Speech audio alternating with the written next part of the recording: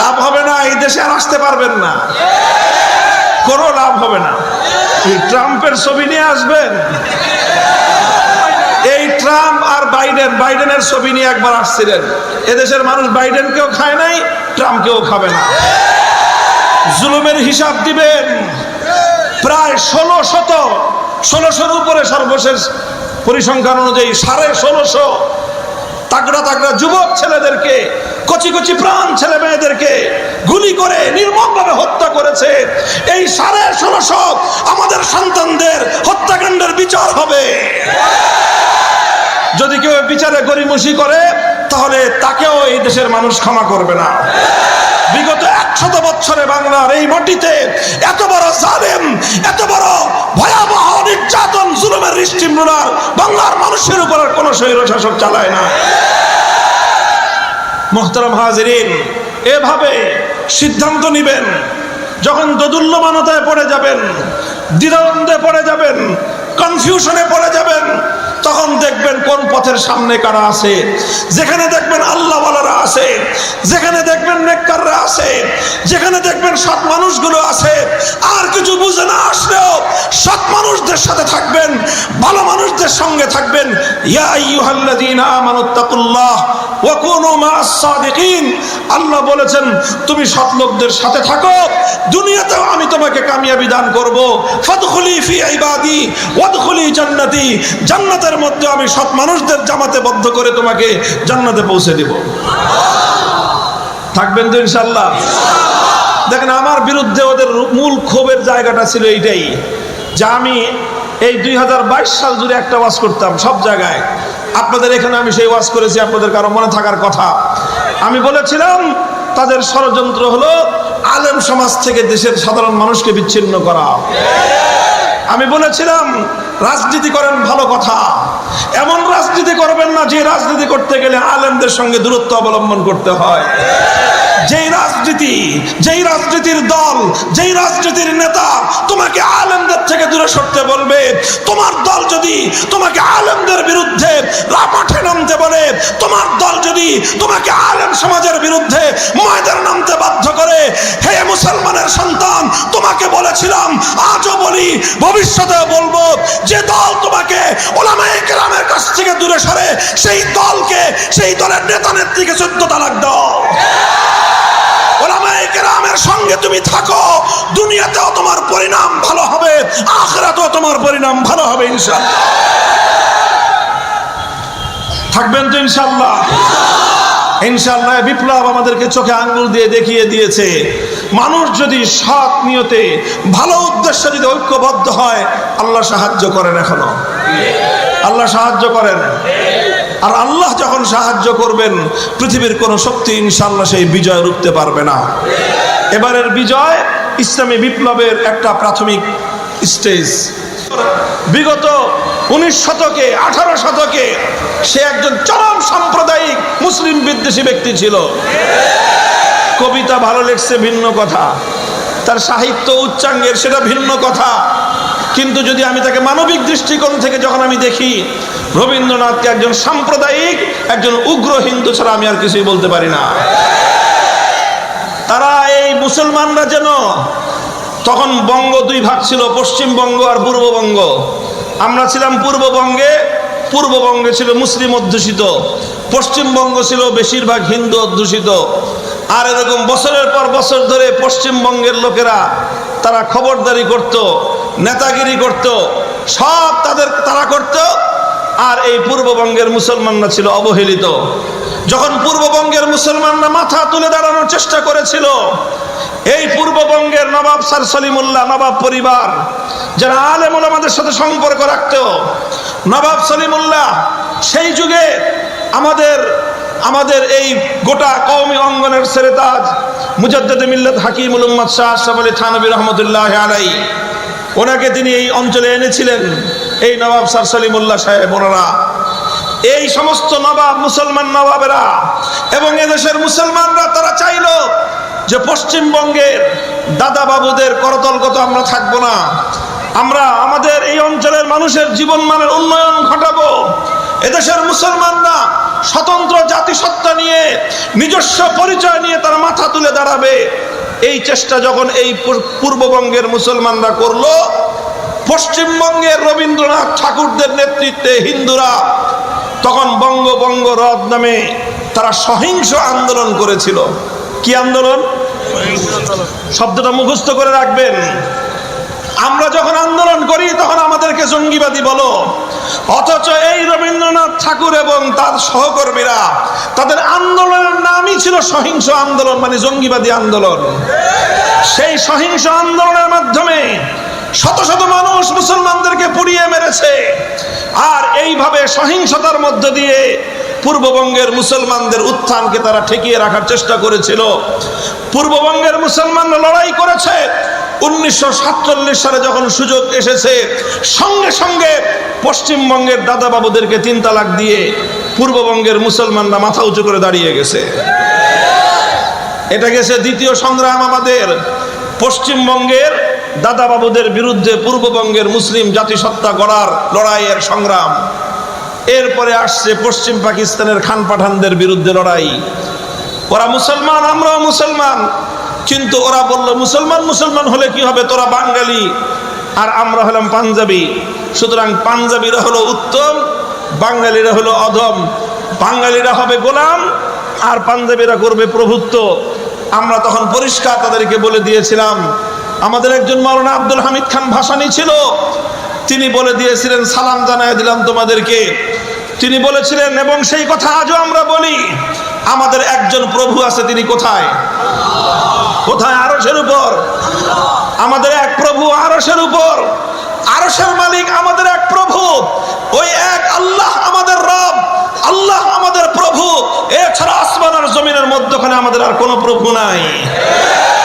কেউ যদি আমাদের দিকে ভ্রাতৃত্বের হাত বাড়িয়ে দেয়, আমরাও তাকে ভাই হিসেবে গ্রহণ করতে প্রস্তুত, কিন্তু কেউ যদি আমাদের দিকে প্রভুত্বের হাত বাড়িয়ে দিতে চায়, আমরা দরিদ্র হতে পারি, দুর্বল হতে পারি, আমাদেরকে দুর্বল ভেবে আমাদের উপর যারা প্রভুত্ব করতে আসে, এ জাতির ইতিহাস হলো সেই প্রভু বনে যাওয়া মাখলুকের হাত ভেঙে আমরা গুড়িয়ে দেই। সেই ইতিহাস আলহামদুলিল্লাহ 2024 সালে বাংলাদেশের বাচ্চা ছেলেরা দেখিয়ে দিয়েছে। আবার এদেশে তোমরা প্রভুত্ব স্থাপন করতে চেয়েছিলা, তোমরা তোমাদের প্রভুত্ব বাস্তবায়ন করতে চেয়েছিলে, এদেশের 4 কোটি ছাত্র জনতাকে তোমরা অপমান করেছিলে। তোমাদের গুটি কয়েক এই অভিজাত পরিবারের সন্তানদেরকে বাদ দিয়ে গোটা বাংলাদেশের খেটে খাওয়া মেহনতি শ্রমিক মজদুরদের সন্তানদেরকে, স্কুল কলেজ মাদ্রাসা ইউনিভার্সিটির সন্তানদেরকে তোমরা তুচ্ছ-তাচ্ছিল্য করেছিলে, রাজাকারের বাচ্চা বলে গালি দিয়ে গোটা বাংলাদেশকে তোমরা অপমান করেছিলে।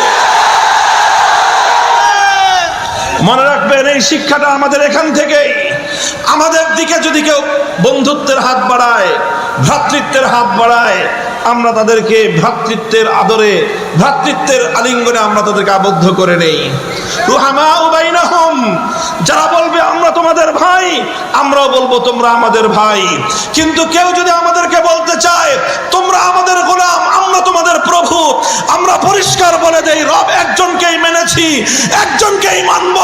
সেই রব ছাড়া যে কেউ আমাদের উপর প্রভুত্ব করতে আসবে, আমরা সেই মাখলুক প্রভুত্বের ফলানেওয়ালাদেরকে হাত ভেঙে গুড়িয়ে দিতে আমাদের এতটুকু বুক কাঁপবে না।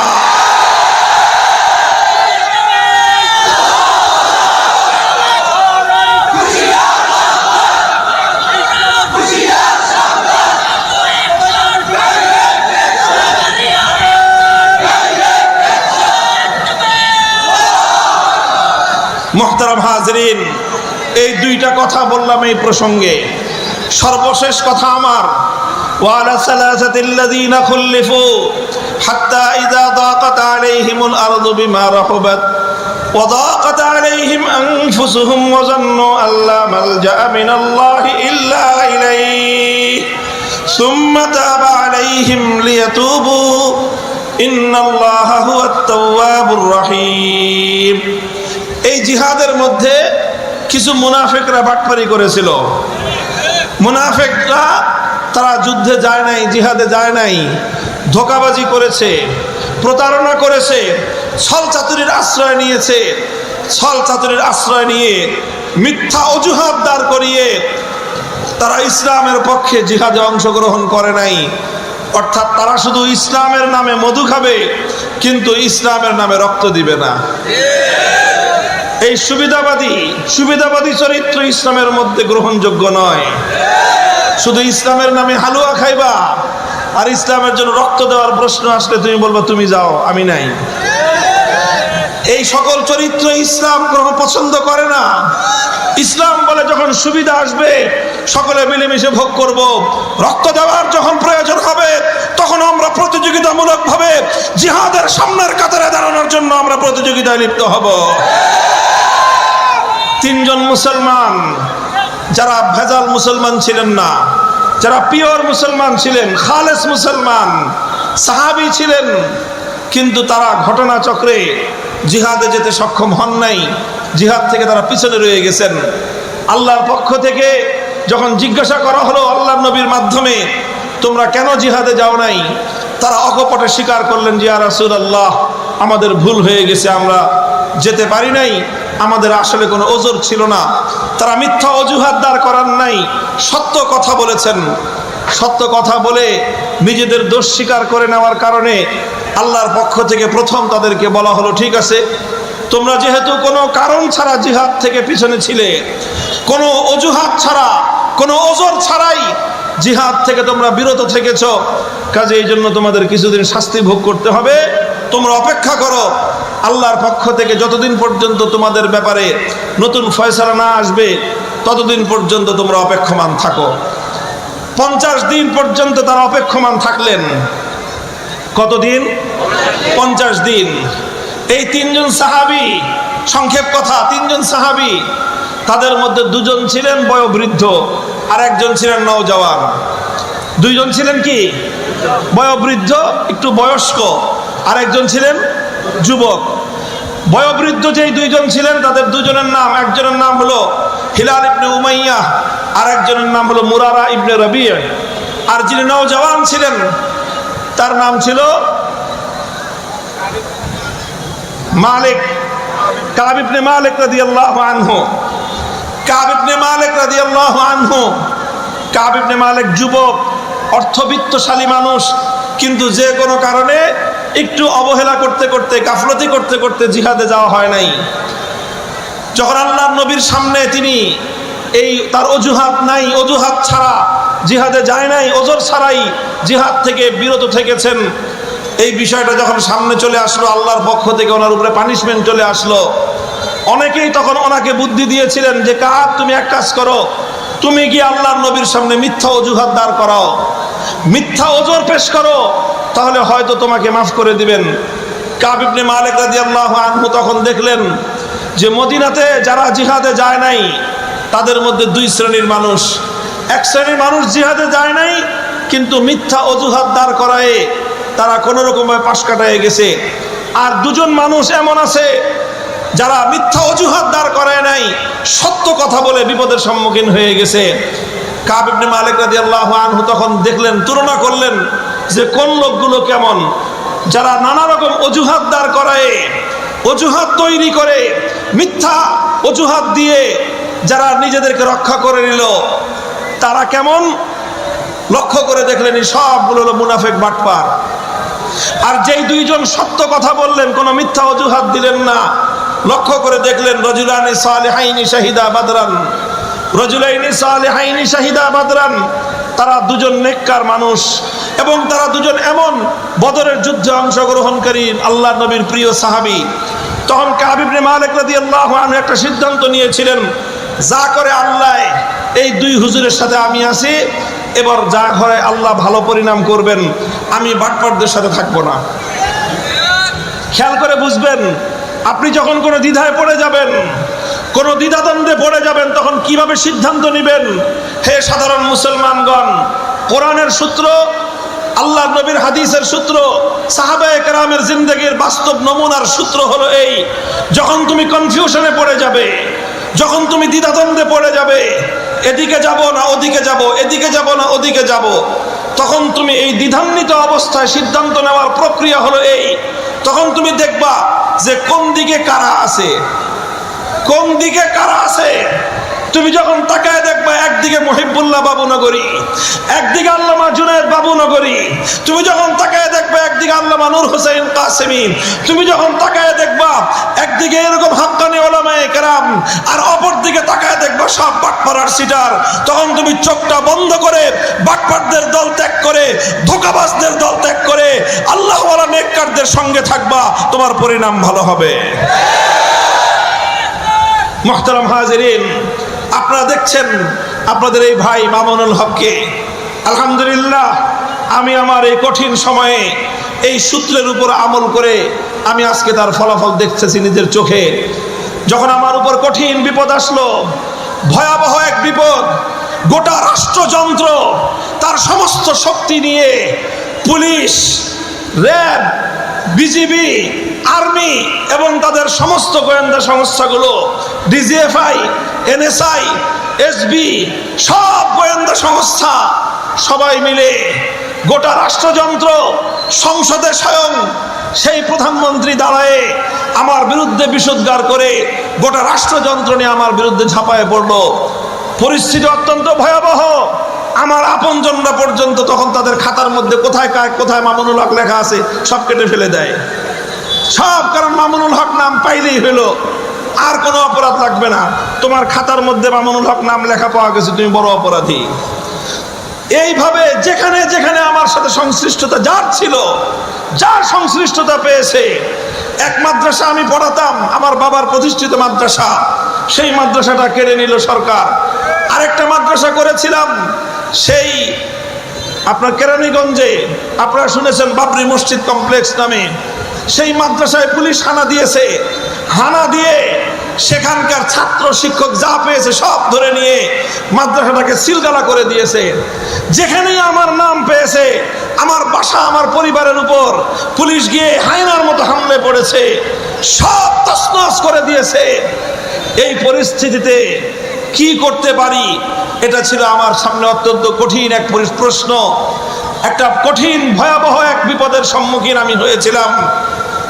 কিছুটা নমনীয় হয়ে তাদের সঙ্গে তালে তাল মিলে কোনোভাবে নিজেকে সেভ করে নিব না কি করব, এই ধরনের পরিস্থিতিতে যখন আমি পড়লাম, তখন দেখলাম যে তিনজনের ব্যাপারে ঠিক একই রকম কঠিন কর্মপন্থা সরকারিভাবে গ্রহণ করা হয়েছে।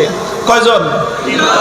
ঠিক সেই তিনজন। আমার কোরআনের সেই আয়াতের কথা মনে পড়লো যে এখানে -3 ফর্মুলা 2011 না 111 ছিল কি -2 ফর্মুলার কথা শুনছেন 111-এ, আর 2021 সালে ছিল -3 ফর্মুলা। হেফাজতে ইসলামের তিনজনকে মাইনাস করো। 1 নম্বর আল্লামা জুনায়েদ বাবুনগরী, 2 নম্বর আল্লামা নূর হোসেন কাসেমী, আর একটা হলো আদম আমি মামুনুল হক। এই তিনজনকে মাইনাস করো, -3 ফর্মুলা। -3 ফর্মুলায় ফেলে আমার 2 বুজুর্গকে শহীদ করে দেওয়া হয়েছে। আল্লামা নূর হোসেন কাসেমী রহমতুল্লাহ আলাইহির মৃত্যু স্বাভাবিক মৃত্যু ছিল না, রহস্যজনক মৃত্যু। আল্লামা জুনায়েদ বাবুনগরী রহমতুল্লাহ আলাইহির মৃত্যু স্বাভাবিক মৃত্যু ছিল না, রহস্যজনক মৃত্যু। এই দুইজনকে তারা জানে খতম করেছে, আর আমাকে এমন ভাবে খতম করতে চেয়েছে যাতে এই দেশে আমি আর কোনোদিন মানুষের সামনে মুখ তুলে দাঁড়াতে না পারি। -3 ফর্মুলার উপর তারা শুরু করলো কাজ। কঠিন পরিস্থিতিতে আমি দেখলাম যে আল্লাহর কি খাস মেহেরবানি, আমাদের এই তিনজনকে মাইনাস করার এই পুরো সিস্টেমটা ওই 3 সাহাবীর সাথে মিলে যায়। ওখানেও 2জন বৃদ্ধ ছিলেন আর একজন যুবক। আমি তাকায় দেখলাম যে আমার সামনে যে 2জন, তারা 2জন বৃদ্ধ, আমি একজন যুবক। তো চিন্তা করলাম যা করে আল্লাহ, যে পথে আল্লামা নূর হোসেন কাসেমী, যেই পথে আল্লামা জুনায়েদ বাবুনগরী গেছেন, ওই পথে থাকার মধ্যে আমার জন্য কামিয়াবি আছে। কোমর বেঁধে থাকলাম ওই রাস্তার উপর। হয়তো 3টা বছর আমাকে কষ্ট করতে হয়েছে, হয়তো 3টা বছর নিদারুণ কষ্টে রাত এবং দিনগুলোকে কাটাতে হয়েছে, হয়তো অনেক রাত চোখের অশ্রুতে ভাসাতে হয়েছে, হয়তো অনেক দিন বুকের গঙ্গানি আর দীর্ঘ শ্বাসে আমাদের রাত আর দিনগুলো পার হয়েছে। কিন্তু আলহামদুলিল্লাহ অবশেষে 3 বছরের পর সেই প্রভাত এসেছে, নতুন সূর্যের উদয় হয়েছে। এবং আলহামদুলিল্লাহ জুলুমের অবসান হয়েছে, অত্যাচারী জালিমেরদের এমন পরিণাম হয়েছে যে আমাদেরকে তো মাইনাস করেছে, আমরা দেশেই ছিলাম, আর আল্লাহর পক্ষ থেকে এমন মাইনাস হয়েছে 14 গোষ্ঠী সহ দেশের সীমানার বাইরে। লাভ হবে না, এই দেশে আর আসতে পারবেন না, কোনো লাভ হবে না। এই ট্রাম্পের ছবি নিয়ে আসবেন, এই ট্রাম্প আর বাইডেনের ছবি নিয়ে একবার আসছিলেন, এদেশের মানুষ বাইডেনকেও খায় নাই, ট্রাম্পকেও খাবে না। জুলুমের হিসাব দিবেন। প্রায় 1600 উপরে সর্বশেষ পরিসংখ্যান অনুযায়ী 1650 তাগড়া তাগড়া যুবক ছেলেদেরকে, কচি কচি প্রাণ ছেলে মেয়েদেরকে গুলি করে নির্মমভাবে হত্যা করেছে। এই 1650 আমাদের সন্তানদের হত্যাকাণ্ডের বিচার হবে। যদি কেউ বিচারে গড়িমসি করে তাহলে তাকেও এই দেশের মানুষ ক্ষমা করবে না। বিগত 100 বছরে বাংলার এই মাটিতে এত বড় জালেম, এত বড় ভয়াবহ নির্যাতন, জুলুমের স্টিমরোলার বাংলার মানুষের উপর কোন স্বৈরশাসক চালায় না। মুহতারাম হাজিরিন, এভাবে সিদ্ধান্ত নিবেন। যখন দোদুল্যমানতায় পড়ে যাবেন, দ্বিধাদ্বন্দ্বে পড়ে যাবেন, কনফিউশনে পড়ে যাবেন, তখন দেখবেন কোন পথের সামনে কারা আছে। যেখানে দেখবেন আল্লাহওয়ালারা আছে, যেখানে দেখবেন নেককাররা আছে, যেখানে দেখবেন সৎ মানুষগুলো আছে, আর কিছু বুঝে না আসলেও সৎ মানুষদের সাথে থাকবেন, ভালো মানুষদের সঙ্গে থাকবেন। ইয়া আইয়ুহাল্লাযীনা আমানুত্তাকুল্লাহ ওয়া কুনু মা'আস সাদিকিন। আল্লাহ বলেছেন তুমি সৎ লোকদের সাথে থাকো, দুনিয়াতেও আমি তোমাকে কামিয়াবি দান করব। ফাদখুলি ফি ইবাদি ওয়াদখুলি জান্নাতি। জান্নাতের মধ্যে আমি সৎ মানুষদের জামাতে বদ্ধ করে তোমাকে জান্নাতে পৌঁছে দিব। থাকবেন তো ইনশাআল্লাহ? দেখেন, আমার বিরুদ্ধে ওদের মূল ক্ষোভের জায়গাটা ছিল এইটাই যে আমি এই 2022 সাল জুড়ে একটা ওয়াজ করতাম সব জায়গায়।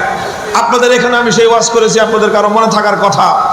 আমি বলেছিলাম তাদের ষড়যন্ত্র হলো আলেম সমাজ থেকে দেশের সাধারণ মানুষকে বিচ্ছিন্ন করা।